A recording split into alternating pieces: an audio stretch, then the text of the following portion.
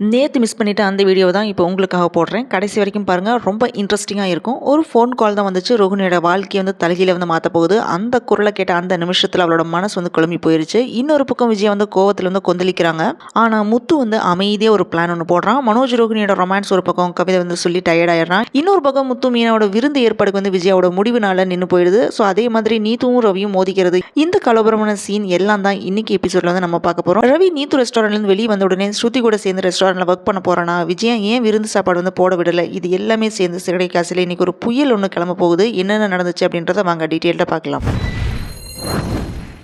அந்த நைட்டில் மெதுவாக மின்மினி லைட் மட்டும் ரூமில் வந்து எரிஞ்சிட்டு இருக்கும். ஸோ மனோஜோட ஃபேஸ் ஃபுல்லாகவே ஒரு காதல் புன்னகையில் வந்து இருக்குது. ரோகிணி கொஞ்சம் தயக்கத்தோட அவங்களோட வந்து பேசிகிட்டு இருக்கா. ரோகிணி அப்படின்ட்டு மெதுவாக அவன் வந்து கூப்பிட்றான். அப்போ அவன் ஹூ அப்படின்னு சொல்லிட்டு நிமிந்து பார்க்குறா. அப்போ அவன் கையில் வந்து ரோஜா பூ, இந்த பூ மாதிரி தான் நீ மென்மையாக இருக்க, ஆனால் இதில் குத்துற முள் மாதிரி அப்படின்னு வந்து சொல்லிட்டு இருக்கான். அவளுக்கு என்னதான் வந்து சிரிப்பு வந்தாலுமே உள்ளுக்குள்ள ஒரு கில்ட் இருக்குது. இவன்ட்டு என்ன சொல்கிறது அப்படின்னு வந்து யோசிக்கிறான். மனோஜோட காதல் வந்து முழுசாக நம்பாத ரோகிணி இன்னைக்கு மனோஜ் வந்து ரொமான்ஸ் பண்ண வந்தப்போ ஒரு சின்ன தர்ம சங்கடத்தில் தான் வந்து இருக்கா. மனோஜ் அப்படியே வந்து அவளுக்கு பக்கத்தில் போய் காதில் வந்து என்ன சொல்கிறான்னா, இப்போ நீ தான் என் உலகம் ரோகிணி அப்படின்னு வந்து சொல்கிற நேரம் தடன்னு கதவை வந்து தட்டுற சத்தம் வந்து கேட்குது.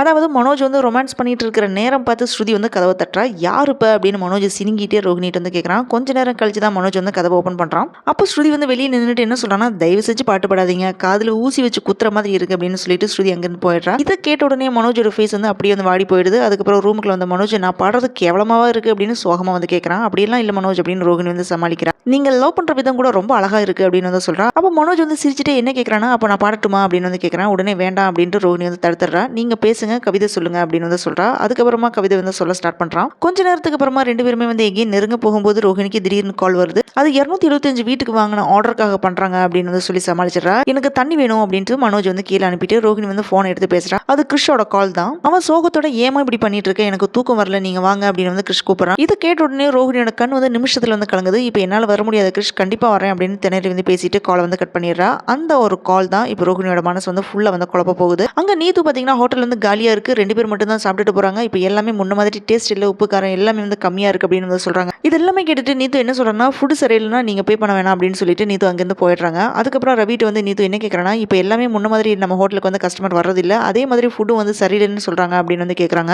அதுக்கு ரவி என்ன சொல்கிறான்னா, இது புரட்டாசி மாதம் நீத்து, ஒரு மாதம் இப்படி தான் வந்து இருக்கும் அப்படின்னு வந்து சமாளிச்சிடறாங்க. உடனே நீத்து என்ன சொல்கிறாங்கன்னா, நீங்கள் உங்கள் ஒய்ஃப் ஹோட்டல் வந்து நல்லா போகணும்னு இப்படி பண்ணுறீங்களா அப்படின்னு வந்து சொல்லிடுறாங்க. அந்த ஒரு வரி ரவிக்கு வந்து குத்தலாம் வந்து இருக்குது. இதை கேட்ட ரவிக்கு வந்து கோவம் வருது. நான் எதுக்காகவும் யாருக்காகவும் இப்படி பண்ண மாட்டேன், என்னோட தொழில வந்து நான் நேர்மையாக இருப்பேன் அப்படின்னு சொல்லிட்டு அங்கேருந்து போயிடுறான். அவனோட ஃபேஸ் வந்து ரொம்ப கடுமையாக வந்து மாறிடுச்சு. உடனே நீத்து வந்து என்ன சொல்கிறாங்கன்னா, நான் சும்மா விளையாட்டுக்கு தான் சொன்னேன், தப்பாக நினச்சிக்காதீங்க அப்படின்னு பின்னால் போய் சொல்கிறாங்க. அப்போ ரவி பார்த்தீங்கன்னா ஒரு வார்த்தை கூட சொல்லாம ஹோட்டல்லேருந்து வெளியில் போயிடுறான். அப்போ நீத்து அப்படியே நின்று கில்ட் ஃபீல் ஆகுறான். முத்து மீனாட்ட ஃபோனில் பூ கொடுத்துட்டு இருக்கியா மீனா அப்படின்னு வந்து கேட்குறான். அப்போ மீனா வந்து ஆமா அப்படின்னு ரொம்ப ஹாப்பியாக வந்து சொல்கிறாங்க. நம்ம முருகனுக்கும் வித்யாவுக்கும் விருந்து வச்சிடலாம் அப்படின்னு வந்து பேசிட்டு இருக்காங்க. அப்போ விஜய் வந்து இதை கவனிச்சிடறாங்க. ஃபோனை வச்ச உடனே விஜய் வந்து என்ன கேட்குறாங்கன்னா, யார் வீட்டில் யாருக்கு விருந்து வைக்கிறது, அவங்க என்ன நம்ம சொந்தக்காரங்களா, இது நம்ம வீடுடா, யாருக்காக இப்படி செய்யற அப்படின்னு வந்து கேட்குறாங்க. அப்போ முத்து வந்து மெதுவாக விஜயாட்ட, முருகன் எனக்கு ஃப்ரெண்டு, வித்யா மீனாக்கு ஃப்ரெண்டு, பார்லர் அம்மாவுக்கும் ஃப்ரெண்டு தானே அப்படின்னு வந்து முத்து வந்து சமாளிக்கிறான். அப்போ விஜயா வந்து அவனை ஸ்டாப் பண்ணிட்டு என்ன சொல்றாங்கன்னா, இது என்கிட்ட சொல்லாம நீ என்னமோ டிசைட் எடுக்கிற மாதிரி இருக்கே அப்படின்னு வந்து கேட்குறாங்க. இதுக்கு நான் ஒத்துக்க மாட்டேன் அப்படின்னு சொன்னது மட்டும் இல்லாமல், இது என்னோட வீடு, யாருக்கோ விருந்து வைக்க நான் இங்கே ஒத்துக்கவே மாட்டேன் அப்படின்னு முடிவோடு வந்து சொல்லிடுறாங்க.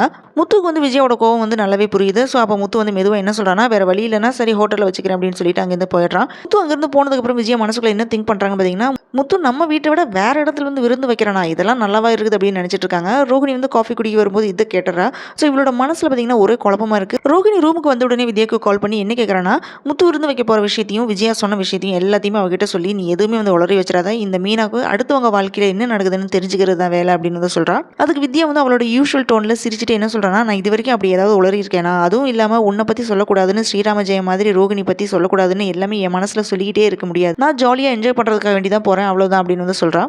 அப்போ ரோகிணி கடுப்புல சரி விடு, நீ ஒன்றும் மாற மாட்டே அப்படின்னு வந்து சொல்லிடுறா. அதுக்கப்புறம் ஓகே அப்படின்னு சொல்லிட்டு கால் வந்து கட் பண்ணிடுறாங்க. அந்த நிமிஷத்துல ரோகிணியோட ஃபேஸ் வந்து சோகமா மாறுது. எல்லாரும் என்னை பத்தி புரிஞ்சுக்க மாட்டாங்க போல அப்படின்னு மனசுக்குள்ள வந்து நினைச்சிட்டு இருக்கா. நெக்ஸ்ட் டே ரோகிணி வந்து கிருஷ்ண வந்து மீட் பண்றதுக்காக வேண்டி மகேஸ்வரி வீட்டுக்கு வரா. அப்போ கிருஷோட ரேங்க் கார்டை பார்த்துட்டு நல்ல மார்க் எடுத்துருக்கிற, ரொம்ப நல்ல விஷயம் அப்படின்னு வந்து சொல்லி பாராட்டுறா.